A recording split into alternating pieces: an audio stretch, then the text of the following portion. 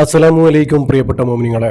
ഒന്നും അറിയാതെ കളിച്ചും ചിരിച്ചും ഓടിക്കളിക്കുന്ന നമ്മുടെ പൊന്നുപോലുള്ള മക്കൾ പെട്ടെന്നൊരു ദിവസം ചെറിയൊരു കാരണത്താൽ മരണപ്പെട്ട് തണുത്ത് മരവിച്ച് കിടക്കുന്ന ആ ഒരു രംഗം കണ്ടാൽ ആർക്കാണ് സഹിക്കാൻ പറ്റുക?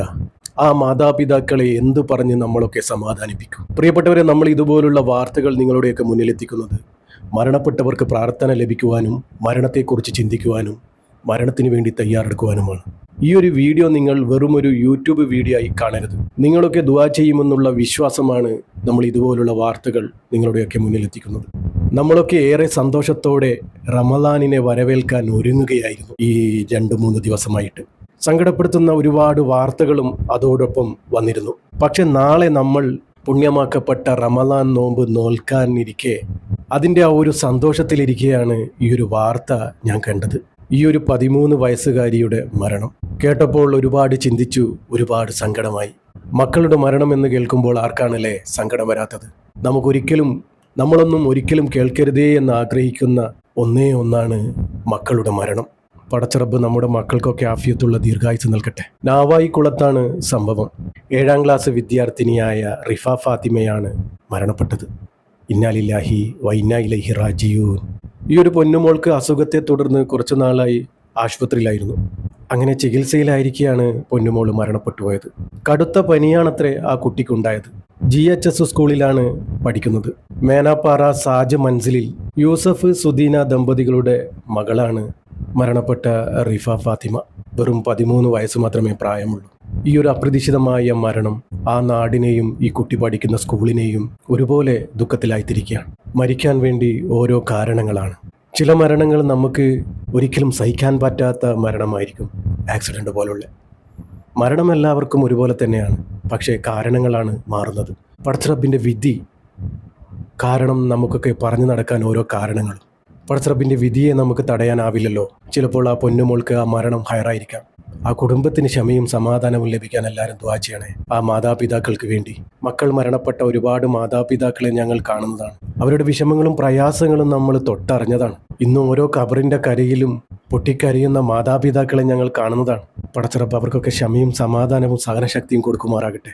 പ്രിയപ്പെട്ടവരെ, എല്ലാവരും മക്കൾക്ക് ആഫിയത്തിന് വേണ്ടി 5 നേരവും ദുആ ചെയ്യണം. അവർക്ക് എന്ത് പറ്റിയെന്ന് പോലും അവരറിയാതെ എന്തൊക്കെയോ രോഗം ബാധിച്ച് മരണപ്പെട്ടു പോവുകയാണ്. പടച്ചറബ് മാരകമായ രോഗത്തിൽ നിന്നും എല്ലാവരെയും തൊട്ട് കാക്കട്ടെ. പടച്ചറബേ, ഒരുപാട് പേര് രോഗം കൊണ്ട് ബുദ്ധിമുട്ടുന്നുണ്ട് റബ്ബേ. ഈ മാസത്തെ പുണ്യം കൊണ്ട് രോഗം കൊണ്ട് ബുദ്ധിമുട്ടുന്നവരുടെയൊക്കെ രോഗം നീ പൂർണ്ണ ഷിഫിയാക്കി കൊടുക്കണേ റബ്ബേ.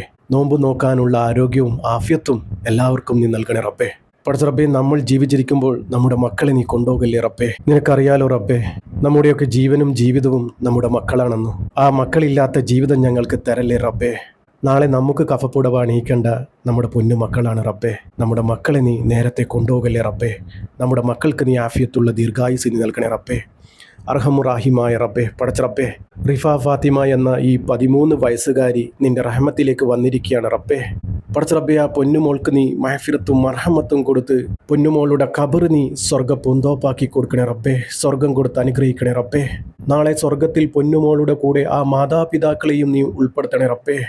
പടച്ചറബ്ബേ, ആ മാതാപിതാക്കൾക്ക് നീ ക്ഷമയും സമാധാനവും സഹനശക്തിയും നീ കൊടുക്കണമേ റബ്ബേ. പടച്ചറബ്ബേ, നിനക്കറിയാലോ റബ്ബേ, ആ മാതാപിതാക്കളുടെ വിഷമങ്ങളും പ്രയാസങ്ങളും. നാളെ മുന്നോട്ടുള്ള ജീവിതം അവർക്ക് റായത്തിലാക്കി കൊടുക്കണേ റബ്ബേ. സന്തോഷത്തിലാക്കി കൊടുക്കണേ റബ്ബേ. പടച്ചറബ്ബേ, നമ്മുടെ മക്കൾക്കൊക്കെ ആഫിയത്തുള്ള ദീർഘായുസ് നീ നൽകണേ റബ്ബേ. പടച്ചറബ്ബേ, ക്യാൻസർ പോലുള്ള മാറാ രോഗത്തിൽ നിന്നും ഞങ്ങളെയൊക്കെ കാക്കണേ റബ്ബേ. കീറി മുറിഞ്ഞ് പോസ്റ്റ്മോർട്ടം ചെയ്യുന്ന വിധത്തിലുള്ള മരണങ്ങളെ തൊട്ട് ഞങ്ങളെയൊക്കെ കാക്കണേ റബ്ബേ. പടച്ചറബ്ബേ, നമ്മുടെ കുടുംബത്തിൽ നീ ബർക്കത്തേകണേ റബ്ബേ, ഇസ്സത്തേകണേ റബ്ബേ, റഹ്മത്തേകണേ റബ്ബേ. നമ്മുടെ ഉമ്മമാർക്കൊക്കെ നീ ആഫിയത്തുള്ള ദീർഘായുസ് നീ നൽകണേ റബ്ബേ. റബ്ബേ, നമ്മുടെയൊക്കെ ജീവിതവും മരണവും നീ സന്തോഷത്തിലാക്കി തരണേ റബ്ബേ. ഈമാനോടുകൂടി ജീവിച്ച് ഈമാനോടുകൂടി മരിക്കാനുള്ള ഭാഗ്യം ഞങ്ങൾക്ക് ഏവർക്കും നൽകണേ റബ്ബേ. അവസാനം ലാ ഇലാഹ ഇല്ലല്ലാ എന്ന് ചൊല്ലി പുഞ്ചിരിച്ച് മരിക്കാനുള്ള ഭാഗ്യം ഞങ്ങൾക്ക് ഏവർക്കും നൽകണേ റബ്ബേ. പടച്ചറബ്ബേ, ഈ പാപിയായ സാധാരണക്കാരായ ഞങ്ങളുടെ ദുആ നീ സ്വീകരിക്കണേ റബ്ബേ. ഇവരുടെ ഖബറിലേക്ക് നീ എത്തിച്ചു കൊടുക്കണേ റബ്ബേ. ഈ പൊന്നുമോളുടെ ഖബറിലേക്ക് നീ എത്തിച്ചു കൊടുക്കണേ റബ്ബേ. ആമീൻ ആമീൻ യാ റബ്ബൽ ആലമീൻ. പ്രിയപ്പെട്ടവരെ, എല്ലാവരും ദുആ ചെയ്യുക.